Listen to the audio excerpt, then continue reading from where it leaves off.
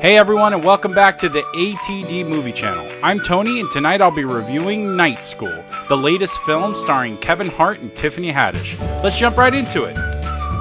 So, I've been gone for a little while.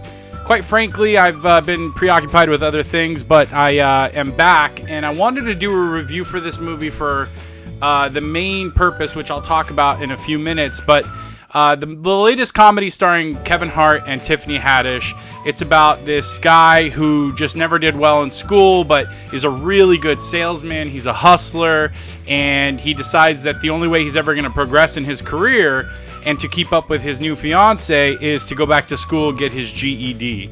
And Tiffany Haddish plays the night school teacher that takes mostly adult students and helps them achieve their GED.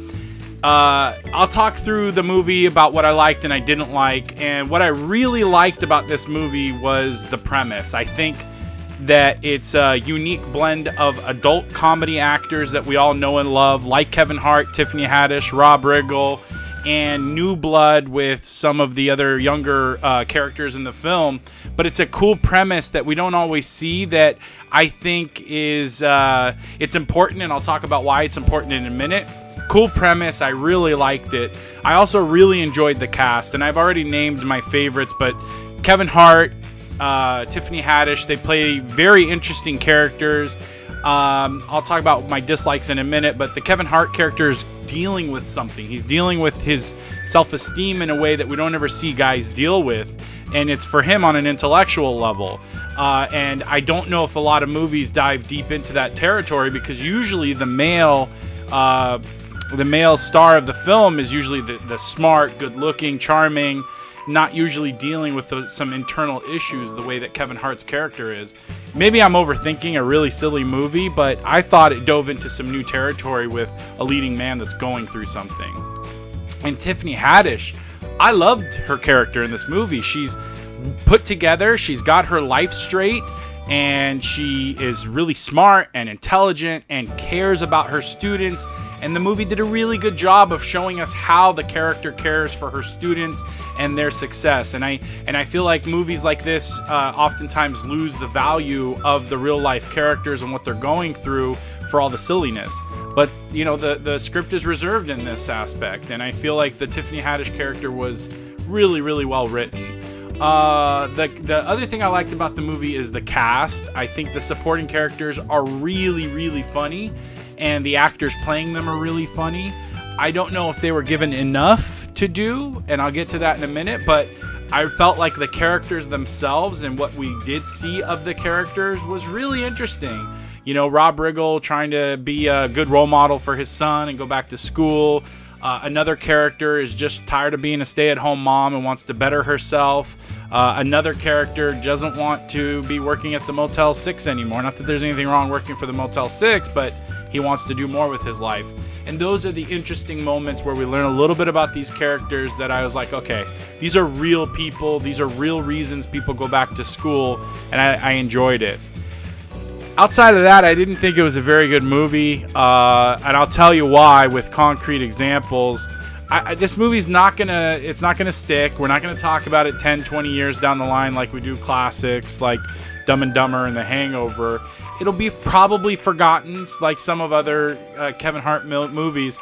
And I think that the biggest problem I had is Kevin Hart, Tiffany Haddish are playing the same character they always play in every movie. Kevin Hart is the loud, obnoxious, and sometimes makes fun of his own height. Those kinds of things. I mean, they're the same every movie. Drive Along and Jumanji. I mean, all these movies that Kevin Hart does pretty much plays the same character. And while I was very fascinated with the Tiffany Haddish character, I felt like they could have done more with her, and it almost felt like the character plateaued and piqued our interest early in the film, where they could have dove deeper, and they reveal some things about her and her personal life that I think would have led to some interesting situations and scenarios later in the movie. The other thing I didn't like about the movie is that it's not very well structured, and I know that's kind of an interesting and unique critique, but it's not very well structured in that there's a setup in the first act, so we get to know who the characters are and their motivations and a little bit deeper into who Kevin Hart is. And then in the second act, you know, there's the actual action of going through the classes and learning. And then the third act doesn't pay off. And towards the beginning of the movie, this isn't a spoiler alert, but Kevin Hart's character gets engaged, and we're shown the differences in the two characters and how they live and their intellect and things like that. And then the fiance disappears for pretty much the rest of the film.